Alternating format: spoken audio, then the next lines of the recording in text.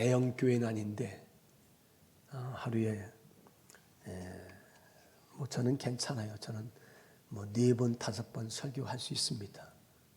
근데 오늘 또 꽃배기로 예배드리는 장로님들, 또 우리 선교사님, 우리 최 권사님이 이브에 찬양하셨죠? 왜 오셨어요? 우리 고경문 권사님 오셔서 같이 생각.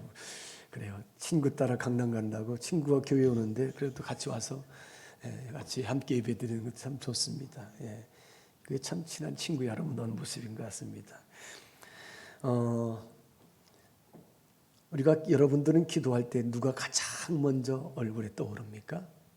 뭐 그것이 남편이 될 수도 있고 아내가 될 수도 있고 자녀가 될 수도 있고요.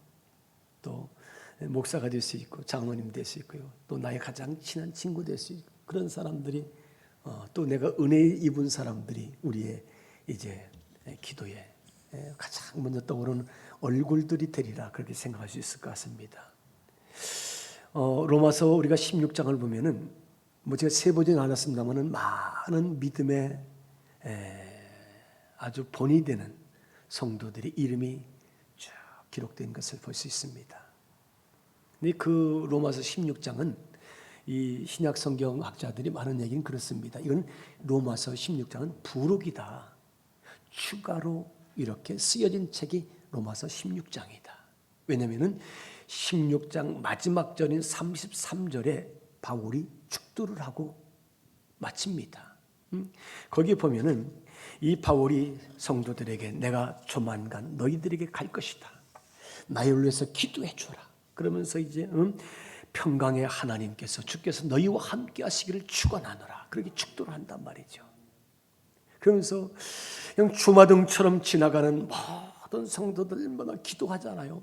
기도하다 보니까 한 사람 한 사람은 생각나는데 너무너무 감동이 있는 거예요. 그러다 보니까 편지를 다시 쓰기 시작을 합니다. 그랬더니 옆에 있던 다른 바울을 돕는 이지 협력자들이 선생님 저도 문 안 드린다고 말씀해 주세요. 선생님 저도 우리 마리아에게 또 누구에게 나도 그분에게 문 안 한다고 인사한다고 보고 싶다고 그렇게 이제 안부 좀 전해주세요. 그런 내용이 이 로마서 16장의 말씀이에요. 자세히 읽으면 그렇습니다. 그래서 이 로마 교회에 이 편지를 전달해야 될 사람이 갱그리아 교회의 베베 집사 자매잖아요. 여러분 바울이 가장 먼저 기도할 때 생각난 사람이 베베 집사 자매입니다. 그 갱그리아 교회 어려운 고난에 받는 교회지요. 따라서 합시다. 헌신하면 대우받습니다. 크게 하세요. 헌신하면 대우받습니다. 맞아요? 틀려요? 맞아요. 이 갱그리아 교회 베베 집사가 저는 사도 바울에게 어떻게 헌신하고 봉사하는 저는 잘해서 모릅니다. 그런데 늘 기도할 때마다 가장 먼저 떠오르는 사람은 베베예요. 그래서 로마서 16장에 가장 먼저 1절과 2절에 그들의 이름이 나오잖아요. 기도할 때 가장 먼저 떠오르는 얼굴.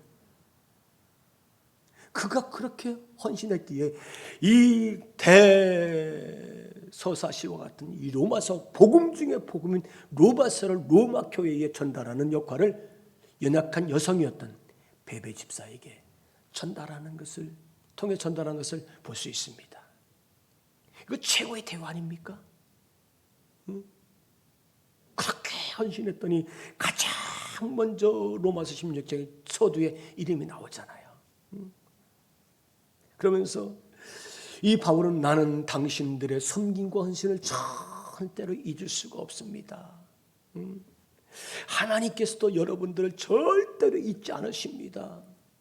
베베여 그동안 정말 고마웠습니다. 하나님도 당신을 기뻐하시고 브리스라 아굴라여 당신들의 헌신과 충성 하나님이 기억하십니다. 이런 내용을 쭉 쓴 것이 이 로마서 16장 말씀인 것을 알 수 있습니다.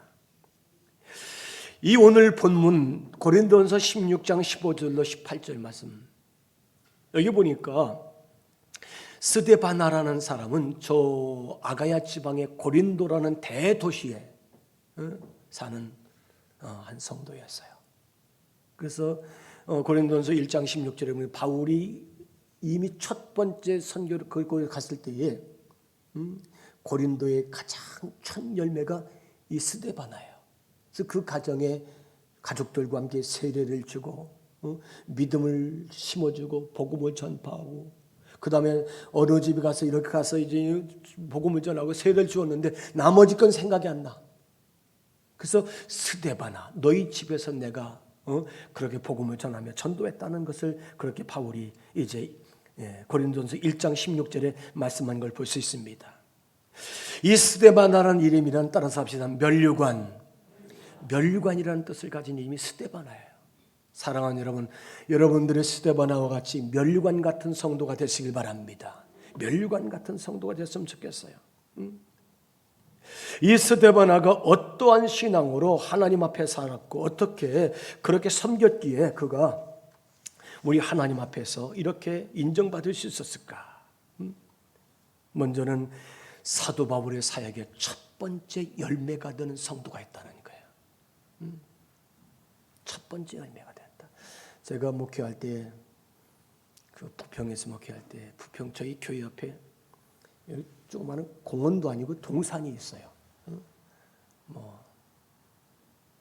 삼산 그 농산물 시장 가다 보면 다리 건너서 이월드라는 그 놀이공 동산 바로 넘어자마자 우측에 동산이 있고 또 교회가 있습니다. 근데 그 교회를 건축하고 원로 장로님이 거기다가 대추나무도 심어놓고 또 감나무, 말뚝감 있죠? 그거 뭐라고 하나요? 대봉이라고 하나요? 말뚝감. 대봉을 갖다 심어놨어요. 이 장로님이, 이 원로 장로님 90세가 넘으신 분인데 제가 한 3년 정도 같이 이렇게 계셨었어요. 3년 뒤에 이제 소천하셨습니다만은 예배만 마치면 늘 그 감나무 밑에서 이렇게 앉으셔서 한참 있다가 장로님 제가 모시고 장로님 식사하러 가시자고 또 오셔서 식사하고, 성경을 참 많이 읽으신 분인데, 저는 이 교회 창문을 딱 열어놓으면 그 감나무 강단 설교 여기서 그 감나무 보여요. 사실은 문을 활짝 열어놓으면 유리로 되어 있기 때문에 제 스스로 해석하는 거죠. 왜 장모님이 저기다가 감나무를 심어놨을까? 저 감나무처럼 우리 성도들에게 신앙의 열매를 맺으라고 감나무를 심어놨구나. 그런데 이 감이라는 것이 나무가 크기 전에는 있잖아요. 이른 봄에 꽃이 피고 잎이 피고 그러잖아요. 꽃이 피면 열매가 조금만 열리잖아요. 이 감이 다 어떻게 떨어져 버려요. 근데 어느 해인가 장로님이 이렇게 앉으시는데 감나무, 사실 감이 열려가지고 이렇게 익어가고 있었어요. 그래서 툭 떨어지더라고요. 또 사실 그러니까 밑에가 떨어져 있어요. 저는 감나무가 없어가지고 누가 따먹었냐고 자수하라고. 이거 따먹으면 진짜 이거 나중에 그 밑에 떨어져 있더라고요. 그 감나무 모습을 보면서 우리 장로님이, 그 장로님이 정말 믿음으로 사신 성령 충만한 분인데 다 그렇게 거기다 심어놓고서 그렇게 이제 우리 성도들이 저 스스로 해석하는 거죠. 너희들도 저 감나무처럼 열매를 맺어서 하나님 앞에 아름다운 그리스도인의 삶을 살아라. 저 스스로 그렇게 이제 해석을 합니다. 이 바울의 사역의 첫 열매가 되었다는 것. 우리는 첫 열매를 하나님의 것이라고 하나님께 드리잖아요. 또 성경에서도 하나님은 첫 것은 하나님께 드리는 하나님의 거야.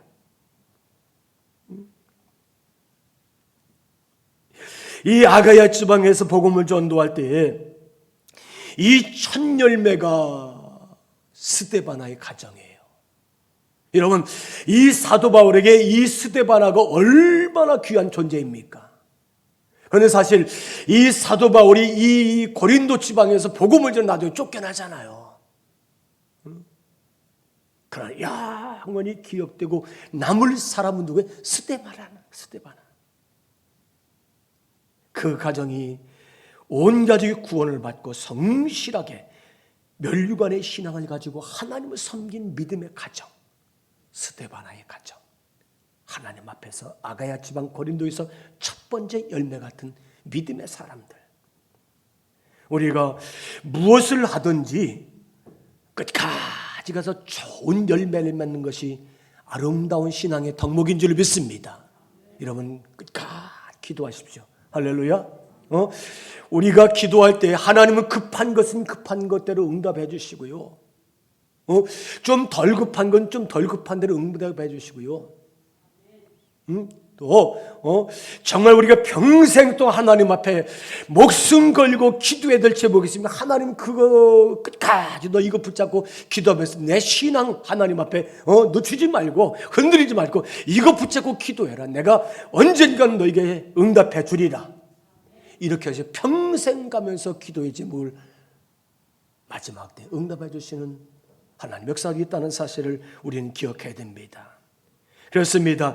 여러분 끝까지 잘 간다는 것은 정말로 멸류관의 신앙이라는 사실을 믿는 성도가 되시기를 바랍니다. 그래서 사도 바울은 빌립보서 1장 6절에 이렇게 말씀하고 있습니다.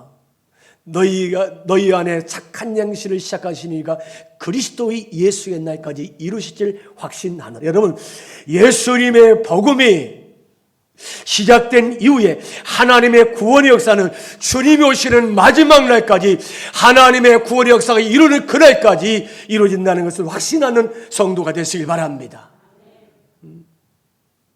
주님은 알파와 오메가예요. 시작하신 분도 하나님이시고 마치신 분도 하나님이시고 열매를 맺게 하시는 분도 하나님이시라는 거예요. 마가복음 13장 3절에 이렇게 말씀하고 있습니다. 너희가 내 이름으로 말미암아 모든 사람에게 미움을 받을 거예요. 우리 그리스도인은 핍박과 환난과 고난이 있어요. 그런데 이것을 끝까지 견디고 참고 인내하고 승리하는 자에게 하나님의 구원의 역사가 있는 줄로 믿습니다. 여러분 고난이 있습니까? 인내하시고 기도하십시오. 승리하시기 바랍니다. 기도로 승리하십시오. 그래서 우리 신앙에는 인내, 절제 이게 정말 중요한 거죠. 인내가 없으면 안 돼요. 기다릴 줄 알아야 돼요. 그래서 끝까지 가는 것이 쉬운 것이 아니라는 거예요. 사람이나 뭐 동물이나 나무나 신앙생활이나 끝까지 가면 뭐에 좋은 열매가 맺을 줄로 믿습니다. 제가 우리 한옥자 권사님 가정에 장례식에 가서 조문 예배, 입관 예배, 또 천국 환송 예배, 그리고 마지막 화장식 예식 4번을 예배 드렸어요. 죽은 자는 주님 앞에 가셔 계신 거예요.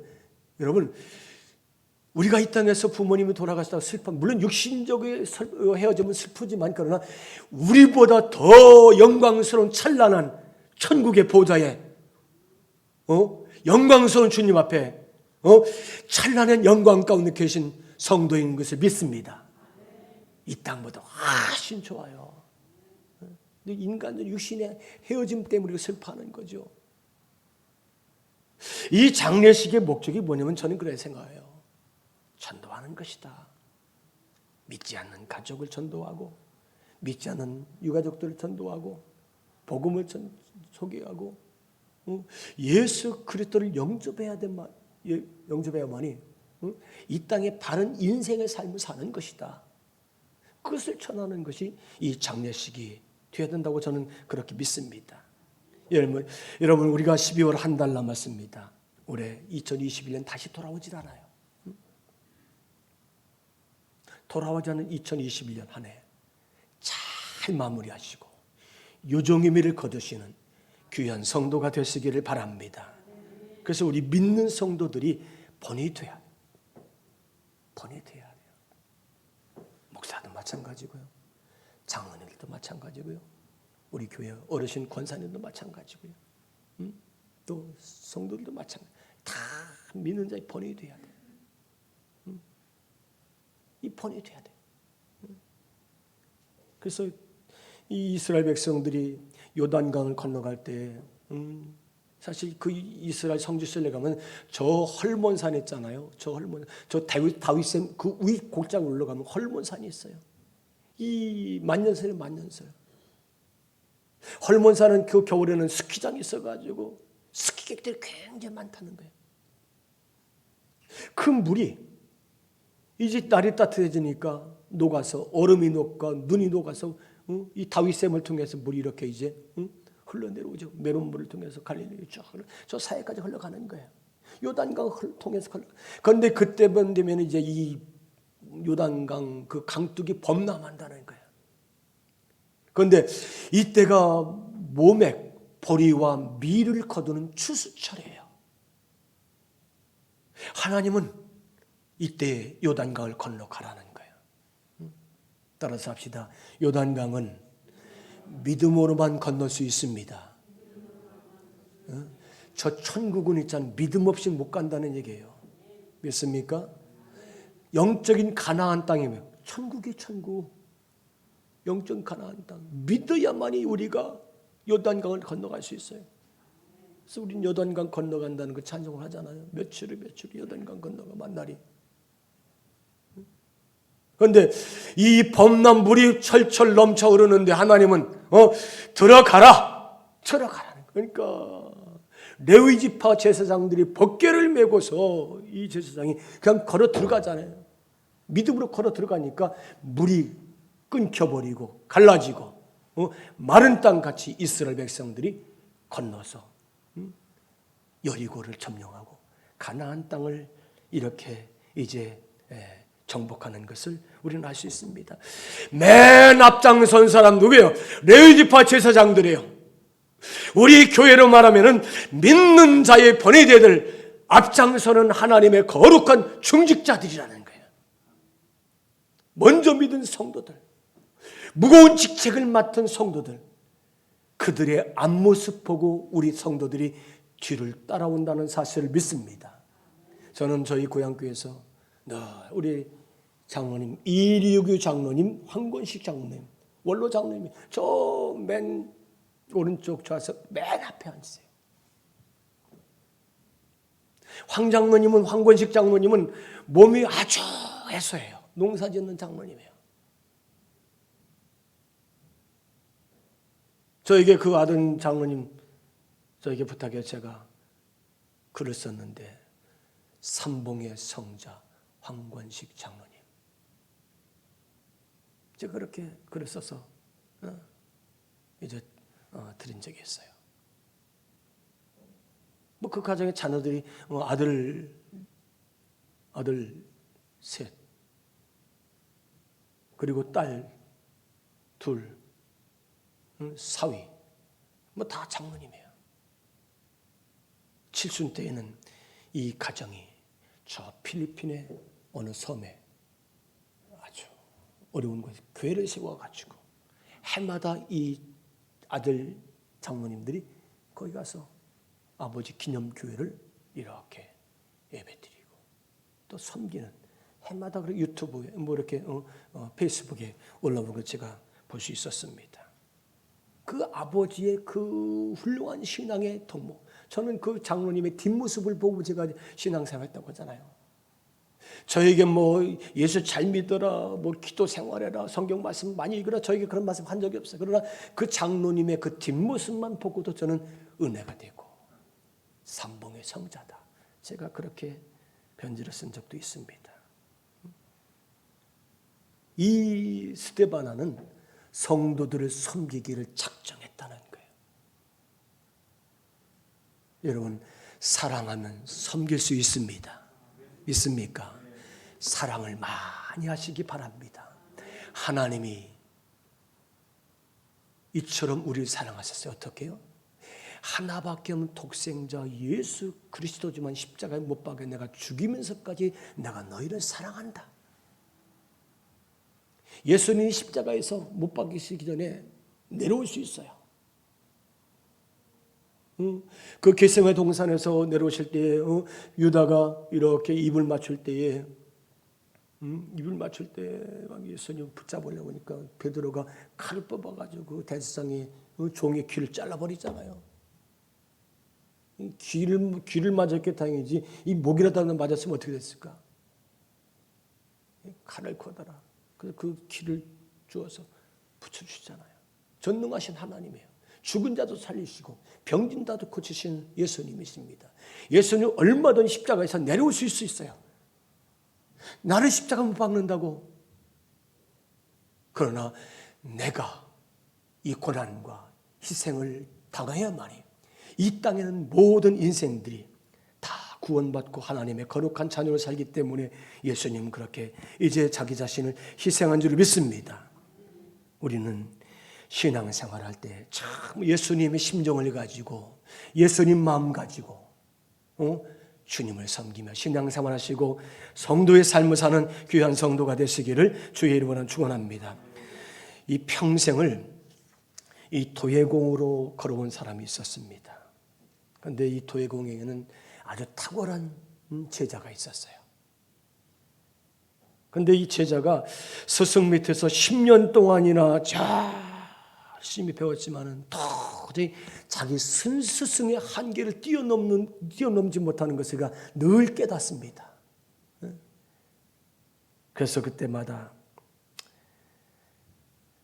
선생님, 제가 아직도 선생님의 한계를 뛰어넘지 못합니다. 선생님이 정말 그런 아름다운 작품을 만드는데 나에게 좀 그 비법 좀 가르쳐 주세요. 나에게 그런 비법 좀 가르쳐 주세요. 그렇게 얘기했더니 선생님이 이렇게 말합니다. 흙을 반죽할 때는 부모님의 어깨를 안마를 하는 것처럼 반죽을 해라. 그리고 흙을 빚어서 모양을 만들 때는 사랑하는 애인을 다루듯이 잘 애인을 다루듯이 그리고 애인은 확확 다루는 게 아니잖아요. 어떻게? 잘 다루듯이. 또 유약을 바를 때는 하나님 앞에 정말 기도하는 심정을 가지고 유약을 바르고 이것을 가마에 넣고서 이제 이렇게 구울 때는 정말 어린 자녀를 물가에 내놓은 것처럼 늘 지켜보면서 사랑의 눈을 가지고 잘 만들 때 좋은 작품이 나오느니라. 늘 물어보면 선생님이 그렇게 이 네 가지를 반복해서 물어봅니다. 오늘 이렇게 보내 선생님이 저 방구석에 앉아서 무슨 통에 있는데 이 족자를 이렇게 뭘 보면서 읽으시는 거예요. 그래서 선생님이 세상 떠날 얼마 남겨두지 않은 어느 날 이 제자에게 이 상자를 이렇게 건네줍니다. 거기에 있는 두루마리를 쭉 펴봤더니 반죽을 할 때는 부모님을 안마를 하듯이 반죽을 하고 또 이 반죽을 가지고 빚을 때는 사랑하는 애인을 다루듯이 이런 내용이 쫙 적혀 있는 거예요. 스승의 가르침이 그대로 적혀 있었다는 것입니다. 그렇습니다. 우리가 하나님 앞에 신앙생활하는 것이 뭡니까? 주님이 나에게 가르쳐준 말씀 그대로 우리가 순종하고 따라가며 섬기라고 하면 섬기는 것이고 기도하라면 기도하는 것이고 예배하라면 예배하는 그 신앙이 우리가 가져야 될 아름다운 신앙의 덕목인 것을 우리가 믿습니다. 마태복음 23장 11절에 이렇게 말씀하고 있습니다. 너희 중에 큰 자는 너희를 섬기는 자가 되어야 하리라. 정말 내가 큰 사람이 되고 싶으냐? 내가 정말 대접을 받고 싶으냐? 네가 영광스러운 삶이 되고 싶으냐? 그럼 섬기는 자가 되라. 제가 이 성경에 보면은 마가복음 9장인가요? 그 부분에 가면은 어느 날 주님이 제자들과 함께 길을 가는데 야고보 요한이 예수님 당신이 이스라엘의 왕이 되시고 영광을 받으시면은 나와 내 동생을 하나는 우편에 하나는 좌편에 앉혀주세요. 예수님 꼭 그렇게 해주세요. 또 그 어머니 마리아도 또 사실 예수님께 그렇게 청탁을 했어요. 뭐 그 당시부터 이 치맛바람이 있었는지 아무튼 그 자식 성공 출세하는 일에 예나 지나 함께 똑같은 것 같아요. 그럼 예수님이 딱 이렇게 말씀합니다. 야, 네가 정말 큰 자가 되고 싶으냐? 네가 영광을 얻고 싶으냐? 그러면 섬기는 자가 되라. 네가 참 으뜸이 되고 싶으냐? 그럼 낮은 자로 내려가서 종이 되어서 섬기는 사람이 되라. 그렇게 예수님이 말씀하신 걸 볼 수 있습니다. 그렇습니다. 섬기는 종의 모습은 순종할 수 있을 때에 이게 섬기는 종의 모습이 될 수 있다는 것입니다. 오늘 우리가 섬기는 종의 모습으로 사는 귀한 성도가 되시길 바랍니다. 우리가 사랑으로 헌신하는 성도가 되시기 바랍니다. 이 17절에 보니까 이렇게 말씀하고 있습니다. 17절에 오늘 말씀 10절 내가 스데바나와 부도나도와 아가이에 온 것을 기뻐하노니 그들이 너의 부족한 것을 채웠습니다. 참 아름다운 성도는 교회에 부족한 것을 채우는 거예요. 교회에 부족한 걸 채우는 거예요. 기도가 부족한 성도에서 기도로 채우고 전도가 부족하면 내가 전도하는 채우고 또 물질이 부족하면 물질을 부족하게 채우는 그런 성도의 삶. 이게 하나님 앞에서 우리가 살아야 될 아름다운 신앙의 덕목이라는 사실을 여러분 기억하시길 바랍니다. 우리 그렇게 채워가는 성도.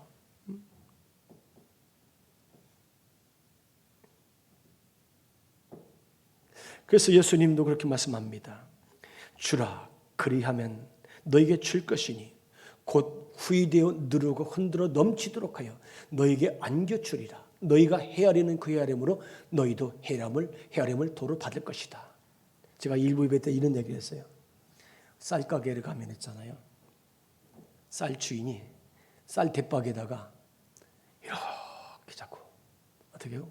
고봉을 올려주죠. 그럼 쌀이 어떻게 해요? 쌀이 가만히 들어가나 쌀자루 들어가나 어디에 다 밑으로 쏟아져. 여러분 이게 한국인의 정서예요. 이 자꾸 올려 쌀 대박에다가 그럼 나 당신에게 많이 준다. 더 많이 가져가라. 그래서 이렇게 자루에다가 붓잖아요. 사실 첫 번째 한 거나 두 번째 한 거는 똑같아요. 그냥 다 흘러내린 그러나 인심, 사랑, 그 마음 후하게 주는 거예요. 후하게. 그게 쌀대박, 쌀장수 아닙니까? 그런데 제가 어린 시절에 저희 동네에서는 장례식에 꼭 쌀을 가지고 쌀길을 하더라고요. 꼭 쌀 한두 박인가 가지고 가면 있잖아요. 이 쌀을 딱 넣고서 쓱 쓸어요. 그런 고봉은 없어요. 고봉은 내려와. 그래서 한 대박이면 한 대박, 두 대박 이렇게 쓸어요. 이 장례식 때는 그렇게 하는 거예요. 그러나 그걸 다 주고 오는 부족하지 않은 것을 확인시켜주는 그런 모습을 볼 수 있어요. 여기 후이되어 준다는 말은 좋은 분량을 넘치게 최대한 준다는 거예요.